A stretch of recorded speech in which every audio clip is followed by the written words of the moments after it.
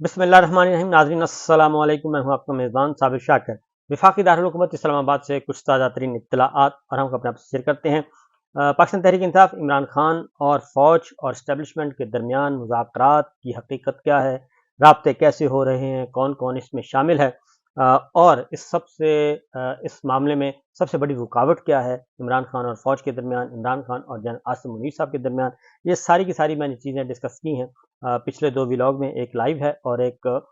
میں نے regular vlog کیا، تو وہ ضرور سن لیجیے گا. اس میں کافی ڈیٹیلز کے ساتھ میں نے سارے ایشوز پہ ڈسکس کیا ہے. اب آگے کچھ اور خبریں ہیں اس ولاگ میں. ذرا ڈپٹی پرائم منسٹر بنایا گیا ہے اسحاق ڈار صاحب کو. یہ بہت ہی اہم نوعیت کی ڈیولپمنٹ ہے. کیوں ضرورت پیش آئی اسحاق ڈار صاحب کو نائب وزیر اعظم کیوں بنایا گیا؟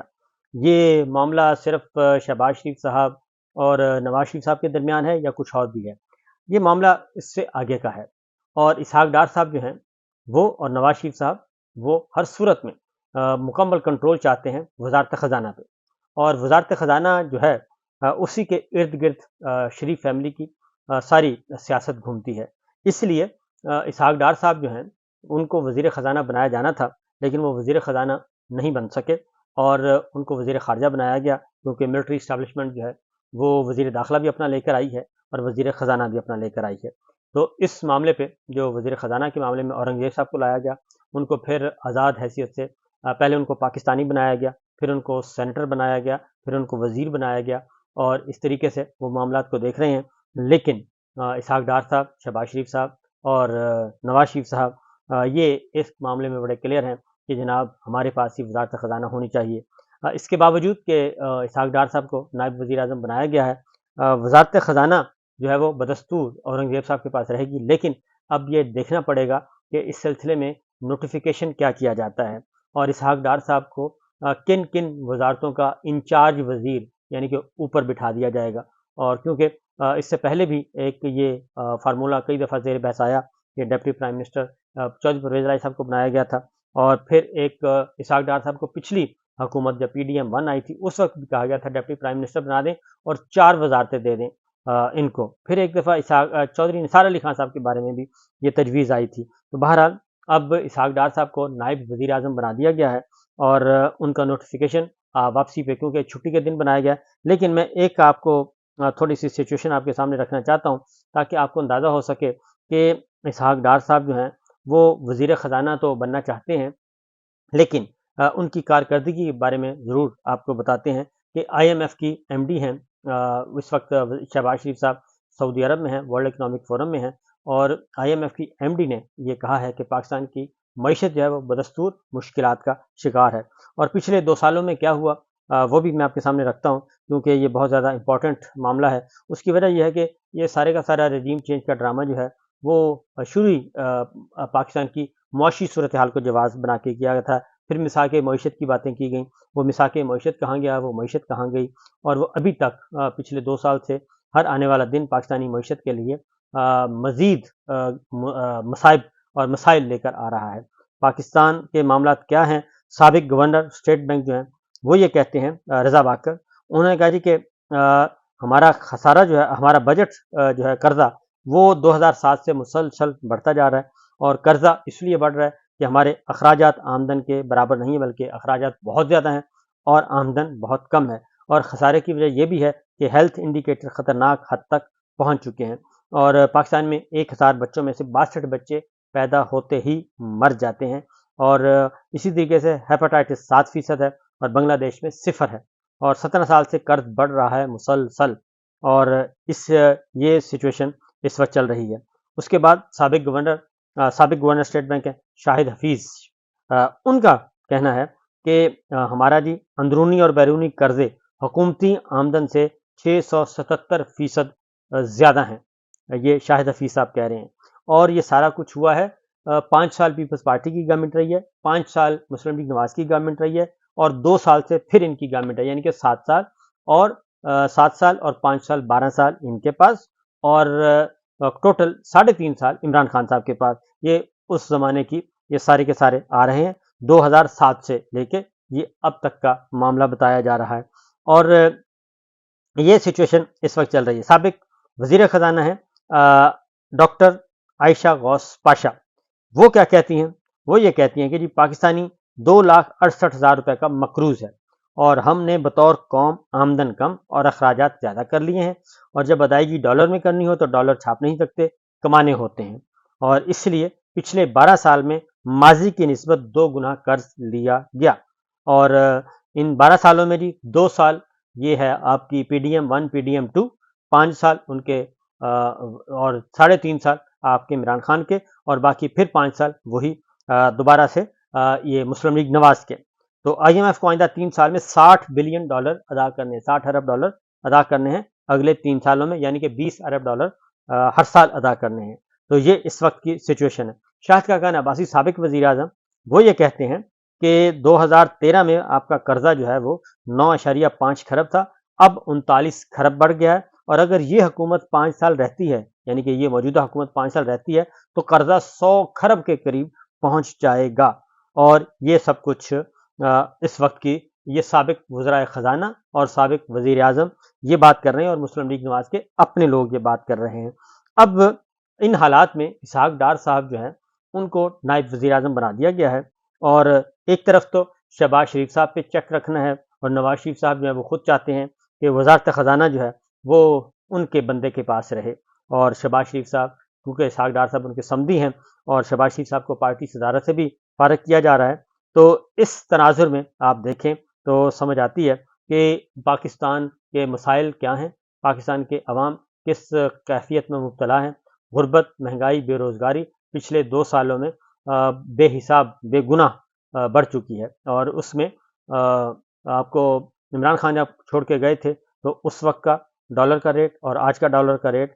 ڈبل ہو چکا ہے، اور کم از کم 145 سے 170 روپے تھا، اور اس وقت وہ ہے 275 روپے، یعنی کہ 100 روپے ڈالر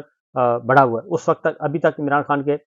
جو ہے اعداد و شمار واپس نہیں آئے، اور مہنگائی جو ہے وہ تو بے حساب ہے، 12% تھی، اس وقت بھی 27% بڑھ رہی ہے، جبکہ ٹوٹل 42% بڑھ چکی ہے۔ اور پاکستان میں بد نظمی اور بد انتظامی اتنی ہے کہ آپ یہ ابھی گندم کا سکینڈل چل رہا ہے، اور گندم یوکرین سے منگوائی گئی، اور اس وقت منگوائی گئی جب پاکستان میں گندم کے ذخائر موجود تھے، لیکن کس نے منگوائی، کیسے منگوائی؟ نگراں حکومت کاکڑ صاحب کی حکومت میں منگوائی گئی، اور اس گندم کے یوکرین سے گندم منگوانے کے لیے ہم نے بدلے میں ان کو کیا دیا، اور ان سے گندم تو لے لی، اور اس کے بدلے میں ہم نے کیا دیا؟ کیا ڈالر آئے تھے، یا پھر ہم نے کچھ اور ساز و سامان دیا تھا؟ یہ ایک امپورٹنٹ ڈیولپمنٹ ہے جی۔ دیکھتے ہیں کہ اس سلسلے میں کیا سچویشن سامنے آتی ہے، لیکن اب آتے ہیں کچھ اور خبروں کی طرف، اور وہ خبریں ہیں کہ پاکستان تحریک انصاف کے بارے میں جلسے جلوس ہو رہے ہیں ایک طرف، اور دوسری طرف ان پہ پابندیاں بھی لگائی جا رہی ہیں، پرچے بھی ہو رہے ہیں، مقدمات بھی ہو رہے ہیں۔ سندھ ہائی کورٹ میں یہ معاملہ تھا، کیونکہ ابھی تک پاکستان تحریک انصاف کو جلسے جلوس کرنے کی اجازت نہیں، ریلیاں نکالنے کی اجازت نہیں، باقی تمام جماعتوں کو مکمل طور پہ آزادیاں حاصل ہیں، لیکن صرف اور صرف پاکستان تحریک انصاف کو اس بات کی اجازت نہیں ہے۔ جو آخری جلسہ کیا اس پہ بھی مقدمات ہوئے، گوجرانوالا میں بھی ہوئے، اور آپ کے اپنے شہر اسلام آباد میں بھی ہوئے۔ تو یہ سچویشن مقدمات کی ہے، جبکہ سندھ ہائی کورٹ میں جب یہ معاملہ گیا سندھ ہائی کورٹ میں، اور اس کی ہیئرنگ ہوئی، تو سندھ ہائی کورٹ کے چیف جسٹس نے کھلی عدالت میں یہ کہا کہ پاکستان تحریک انصاف کو اس میں پاکستان تحریک انصاف کے معاملے میں سندھ حکومت ہو، پنجاب حکومت ہو، بلوچستان حکومت ہو، مرکز ہو، سب کی پالیسی ایک ہی ہے۔ اس کی وجہ یہ ہے کہ پی ٹی آئی کی پالیسی جو ہے وہ حکومت یا صوبائی حکومتیں نہیں بناتی، وہ ہماری ملٹری لیڈرشپ بنا رہی ہے۔ ملٹری لیڈرشپ پہ کوئی ابھی تک پرمیشن نہیں ہوتی، اس لیے پی ٹی آئی کو جلسہ کرنے کی بھی اجازت نہیں ہوتی۔ تو بہرحال یہ معاملہ گیا ہے سندھ ہائی کورٹ میں، اور chief justice Sindh high court نے یہ کہا کہ پاکستان تحریک انصاف کی 28 اپریل کو کراچی کے باغ جناح میں جلسہ کرنے کی اجازت سے متعلق درخواست کے دوران انہوں نے یہ کہا کہ ڈپٹی کمشنر سے کہ انہیں بھی بغیر اجازت جلسہ کرنے دیں، اتنا ظلم نہ کریں کہ ہم اس کا حصہ نہیں بن سکتے۔ اور chief justice Sindh high court نے واضح طور پہ کہا کہ جب تمام جماعتیں جلسے کر رہی ہیں، ان کو اجازت ہے، اور بغیر اجازت کے وہ جلسے کر رہی ہیں، تو پھر پاکستان تحریک انصاف پہ پابندیاں کیوں ہیں، اور پاکستان تحریک انصاف کو بھی جلسے کرنے کی شہری آزادیاں، سول آزادیاں، سیاسی آزادیاں اتنی ہی حاصل ہیں، اور انہوں نے کہا کہ انہیں بھی بغیر اجازت کے جلسہ کرنے دیں۔ اللہ جانے، یہ جانے، آپ اپنے بڑوں سے بات کریں اور اتنا ظلم نہ کریں کہ ہم اس کا حصہ نہیں بن سکتے، کیونکہ اب ہم اس سے زیادہ آگے نہیں جا سکتے، آپ نے بہت ظلم کر لیا اور بہت کچھ کر لیا۔ تو یہ صورتحال تو ہے پاکستان تحریک انصاف کے بارے میں۔ اب 9 مئی کے حوالے سے ایک بہت ہی افسوسناک خبر آئی ہے، کیونکہ 9 مئی کے جو مظالم ہیں، 9 مئی کے مظالم اور 9 مئی کے ظلم کا شکار لوگ جو ہیں، وہ آہستہ آہستہ کچھ چیزیں جو ہیں وہ سامنے آ رہی ہیں، اور لوگ جو ہیں وہ واقعتاً پاکستان تحریک انصاف کے یہ ایک ہے جی کارکن ہے لطیف، اس کی اطلاع آئی ہے، یہ تقریباً بیچارہ شریف آدمی، یہ 9 مئی کو مقدمہ نمبر ہے جی 96/23، یہ 8 مہینے جیل میں رہا، اور جیل میں رہا اور اس کے بعد یہ رہا ہو گیا۔ رہا ہونے کے بعد 8 مہینے رہائی کے بعد جب یہ گھر پہنچا تو اس کے بعد یہ سنبھل نہیں سکا، اور اس کا صرف ایک ہی تھا، ان کی جو فیملی ممبرز ہیں وہ صرف ایک ہی بات ہے، وہ کہتے ہیں کہ وہ صرف ایک ہی بات کہتا تھا کہ وہ بے گناہ تھا، اور مجھے بے گناہ کے طور پہ مجھے پکڑا گیا اور مجھے جیل کاٹنا پڑی، اور یہ سزا جو ہے مجھے کس جرم کی دی گئی ہے، کیونکہ میں نے کوئی جرم نہیں کیا، میں پاکستانی تھا اور پرامن شہری تھا، لیکن مجھے 8 مہینے تک جیل میں رکھا گیا، اور وہ اس دکھ سے، اس غم سے باہر نہیں آ سکا کہ انہیں جو سزائیں دی گئیں وہ غلط دی گئیں، ان کو قید رکھا گیا، غلط رکھا گیا۔ یہ 9 مئی کے مظالم جو ہیں وہ آہستہ آہستہ سامنے آ رہے ہیں، اور اس کے الفاظ میں بتا دیتا ہوں کہ انہوں نے کہا کہ جی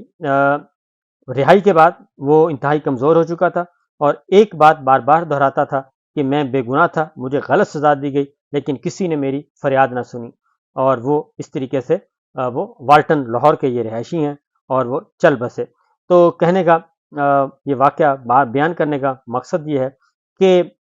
ہمارے آرمی چیف ہیں عاصم منیر صاحب، حافظ قرآن ہیں، سید ہیں، شاہ ہیں، سب کچھ ہیں، لیکن ان کو یہ سوچنا چاہیے کہ 9 مئی کی آڑ میں جو کچھ ہوا، کیا وہ مطمئن ہے؟ کیا ان کا ضمیر مطمئن ہے کہ یہ سب کچھ ہو رہا ہے اور ہونے دینا چاہیے؟ تو اس لیے جناب اس طرف ہی توجہ دینے کی ضرورت ہے۔ پاکستان تحریک انصاف پہ